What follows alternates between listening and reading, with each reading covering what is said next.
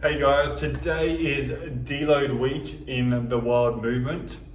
So what that means is it's basically an easier week for our members rather than the regular program where we are regularly applying progressive overload and trying to improve each session. So the way that we do deload weeks is generally we'll do a deload week the week before testing week.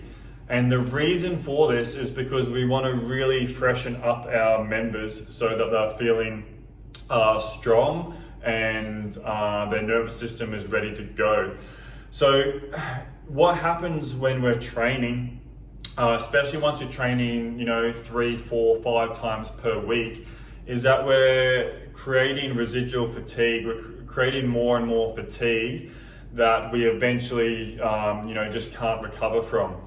And that's why some days you'll come in for those 3 sets of 5, it'll move really well. And then another day it might not move so well because that residual fatigue is still there and you haven't completely recovered. It's important that this happens, that there is this overlap of the body needing to adapt and not quite getting there to get the gains that we want to make. But we also need to give ourselves that little bit of rest to allow all of those gains to come shining through. So we do this the week before deload week.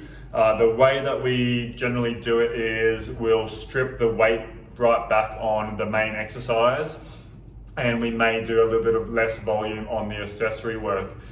So there's a couple of things that we're trying to achieve. We're trying to achieve less central nervous system fatigue, which really comes down to moving heavier loads, especially that load up the spine, less, and also decreasing any muscular fatigue. So the muscular fatigue is, if you think about DOMS, delayed onset muscle soreness, we're trying to decrease that to reduce muscle damage.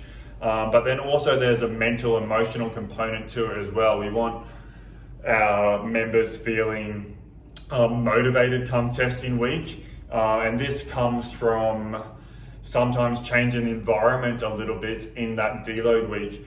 So I personally, in my deload week, I like to change up my exercises just a little bit, not so much that it produces muscle damage, but just enough that I'm motivated to move, especially if you've been doing a long block. Other things that you can do to freshen up a little bit is perhaps drop one training session, perhaps get outside a little bit more and change up that training, and or also even just change like the music that you normally listen to. So if you normally listen to pretty up-tempo type music when you're training, in your deload week, try training with a little bit less stimulating music. So we want to be a little bit more in our parasympathetic state in that deload week. So our adrenals are ready to fire and put us in that fight and flight mode to the best of their ability when we step under that heavy bar to set a new PB. So that's a little bit about how we do deload week here at the Wild Movement. It is it's not fundamentally essential that every single person does it. It really comes down to the individual in terms of how consistent they've been with their training, how many times per week they've been training, and also their training age. If you've just started out with your training, you're less likely to need that deload week. You might be able to keep just putting more load on the bar each week if you're just starting out. So hopefully that gives you some context, guys. There is a lot of thought and process that goes into planning our training here at the Wild Movement. If you do want to hear more about what we